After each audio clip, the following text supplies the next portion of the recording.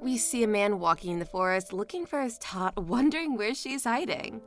Suddenly, while walking, he looks on the ground and sees her hidden in between the bushes and says her name, Lucia. He smiles at her and then rubs his hand at her head and says that she's been hiding in a place like this again. He then picks her up and puts her in his arms and rubs her nose and tells her that they have to go back quickly as Mama's waiting. Then we hear the divine beast thoughts that it's been a month since she reincarnated, and the man is Lenore, her father in this life. At first, she thought this was all a dream, but as time passed, she had no choice but to accept this reality. We are then told that in the past, a god gave birth to divine beasts such as lions, foxes, whales, wolves, hawks, and snakes.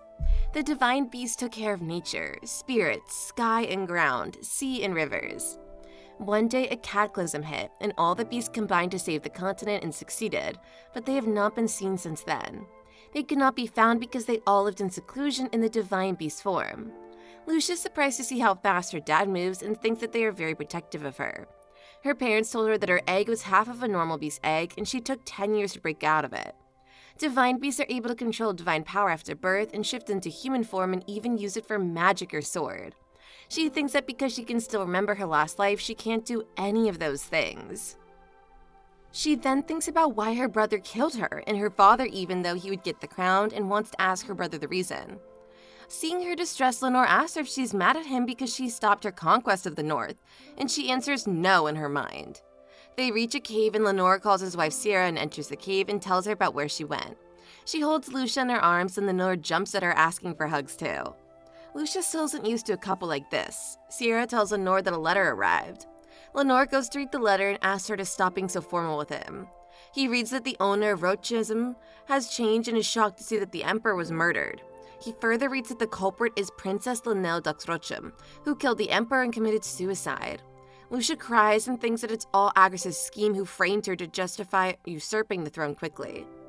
Lucia cries a lot and her parents try to calm her down by giving her some food and worry that she'll get exhausted. Sierra picks her up and tries to calm her down. Lucia thinks that it's unfair and vows to reveal the truth. Lucia wakes up later after crying to sleep and sees her parents asleep. She wants to go to Rochim but can't go on her own and thinks that it would be so easier if she could talk. She decides to practice speaking and gives it her best, but she can't talk and thinks that reality is ruthless.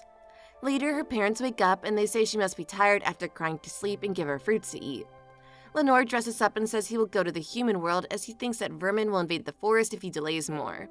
He also decides to check up on Rochim as it must be a mess after 2 members of Imperial family died, as he is the Silver Fox as a protector of the land by name. Lucia thinks that this is a golden opportunity and grabs her dad by his foot so he would take him with him. But her mom says no, saying the human world is dangerous and she will take her after she is ready. She then makes puppy eyes to win her dad and his heart melts and he says that she'll be safe with him glued to her. Sierra says that Lucia hasn't even had her birth ceremony, but Lenore replies that it's just a ceremony by name. He then gets closer and tells her not to worry and he asks if he trusts him. There's no reason to not let Lucia go into the outside world. Lucia then jumps into her father's arms and he carries her out of the forest. Sierra had packed Lucia in her favorite blanket and gave her food and cookies and said that she would come after she prepared for the ceremony.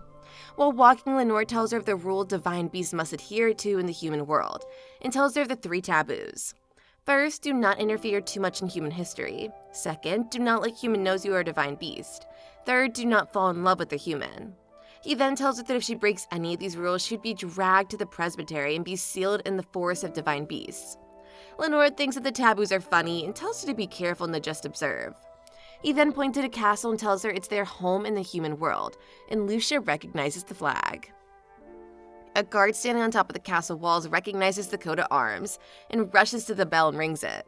The large gate opens and Lucia and her father enter the castle. She is shocked to see the knights kneel in front of her dad and calling him Grand Duke El-Haran and congratulating him on his return. The Duke was famous for never making an appearance in banquets, even with the Emperor's order to visit. Very few people know what kind of person Grand Duke Lenore Carl Haran is, but no one looked down on him because he was the master of Eldabar Mountains and the Icewall in the north, and tales of him being the best swordsman on the continent. To prove his tales, he kept the barbarians trying to invade Rochim from conquering the north. There were other rumors about him, such as being a cold-blooded murderer with an icy temper, who enjoys blood and carnage, an old ugly elder, and a peerless beauty, but no one knows the truth as very few people have seen him and he is a mysterious person. As he heads inside, he gets welcomed back to the Grand Duchess's castle by his butler Eden, who opens the door to a room filled with large piles of books and papers and tells him that it's time to start working again. Lenore says that the welcome was short and asks if they should host a banquet, but Eden pushes him down towards the bench and declines. Lenore gets to work and grabs a page and asks if anything happened while he was away, and Eden replies that the barbarians made it over the ice wall. Lenore's eyes glow up as he has a killer look on his face, and he says that the little bastards are quick to catch on. He then looks at Lucia being scared of this look and cheerfully picks her up. Eden asks if he will participate, and he replies that he will participate later, and he'll be away for a moment. He takes Lucia to the bedroom and places her on the bed and kneels in front of her and asks her if everything that happened was surprising. Lucia thinks to her that she didn't expect Lenore to make that face, as she only saw his caring and cheerful side till now, and thinks that it doesn't matter and he will still be her papa. The two play with each other, and Lenore says that he is sad as he can't brag about his child anywhere. Lenore tells her to take a nap as he'll be back after work. Lucia waves her hand as she says bye to her father and collapses on the bed, wondering how the day can be this hectic, but suddenly she's alerted by a sound. We see a man holding Lucia by her tail. "What a ball of dust this is," he says, and asks how it can be so insignificant, as it's so small and he can't find anything useful about it. Lucia angrily thinks that he's a punk who is talking so much, when it's the first time they have met, and flaps her paws around angrily. She's just a baby, and she covers her eyes and becomes red and thinks that this is so embarrassing. Lenore inquires about the barbarians conquering the ice wall, and Eden explains that Vermin was in charge in place of the Duke, and when he went away, the barbarians seized the opportunity and attacked, injuring 20 people and causing damage to houses, and the reason for such movements by the barbarians is unknown. Lenore comments that this was around the time Lucia was born. He says that her name is Lunstella, and Lucia is a nickname, and tells him to serve her well. Eden says that the name is lovely. Lenore asks if the Roacham imperial family reached out, and Eden says that the third letter has arrived and that he should make a quick decision. Lenore says that's true, but he should re-educate his child first. Vermin gives Lucia a plate full of fruits to eat, and his students tell him that he shouldn't feed materials for experiments, and that he'll be in big trouble if the Emperor finds out. Lucia thinks that there are more books here than the Imperial Palace and wonders if this is the Magic Tower, and thinks that she is with the rune-hit wizards. She decides to eat first and is happy to learn that the Divine Forest fruits are present. Vermin calls her stupid, small, insignificant, which angers Lucia, but she holds it in as he gave her food. A person says that a visitor from Roacham wants to meet him, and he says to tell him to go back, but he won't go back without meeting the Master of the Tower. Lucia is surprised to find that he is the Master of the Tower. He asks why they want to meet, and the person answers that it's to reveal the truth about the death of the Emperor. Lucia then thinks that her brother Agris killed the Emperor and framed her, making everyone think she's a deprived child who murdered her father. Lucia gets excited that they want to talk about the truth and thinks someone believes that the princess is innocent. She tries to get Vermin's attention to try to go with him, but he says that she needs to speak for him to understand, and thinks she's asking for food and says that her appetite is like that of a divine beast. She bites him to get her message through but fails and tells her to wait quietly and goes to meet them. She tries to follow but stops and thinks that the situation isn't hopeless, as someone thinks that Linnell is innocent. She jumps on the table and thinks that as long as even one person thinks that she's innocent, she can get rid of her false accusations. Vermin enters the room where the guests from Roacham are and asks why they insisted on meeting him if they knew he wouldn't come. They then thank him for meeting them, and as they try to introduce themselves, Vermin stops them and tells them not to reveal their birth or family name, and tells them to stop thinking that their status would give them any benefit in the tower, as the tower is unaffiliated with any country, and quickly tell him what they want. They say that they want to reveal the truth about the Emperor's death. Vermin asks if any truth is left to be revealed, as it was concluded that the mentally ill princess killed the Emperor. The men say that the princess wouldn't do that and it's all been fabricated, and ask for a wizard to be sent from the tower to prove her innocence. But Vermin refuses their request and asks for a reasonable price, and he can't accept anything until then. The men beg deeply for Vermin to reconsider his choice, as they need to prove the innocence of the princess. Vermin tells them that he will not honor the request unless it's a reasonable price for him. A man says that they will put Phelan and Abelard names on the line. Vermin screams how dare he to put the name of the commander of the Holy Knights Order like that.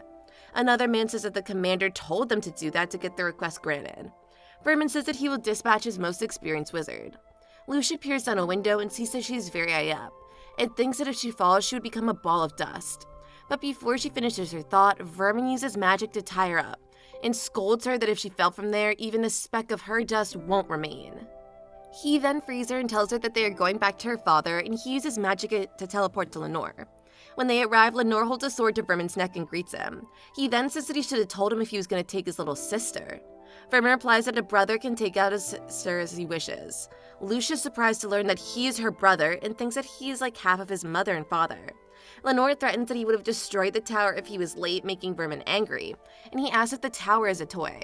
Lenore lowers his weapon and says that his son isn't master of a toy, and asks Lucia to tell him if he hurt her, and she thinks that all he did was feed her. Vermin says the same and Lenore hugs Lucia. Vermin asks him if she is the reason he left the castle with no promise of return. He then jokes to come visit when the next emperor dies. Lenore says that this isn't the place to talk and gets on a horse and says to talk on the battlefield. In the night, Lucia wonders what Vermin has been through, as she sees him sitting sad while Lenore holds her. Thank you so much for watching. Please check out these other videos and make sure to subscribe and press that bell icon to know all about our latest videos.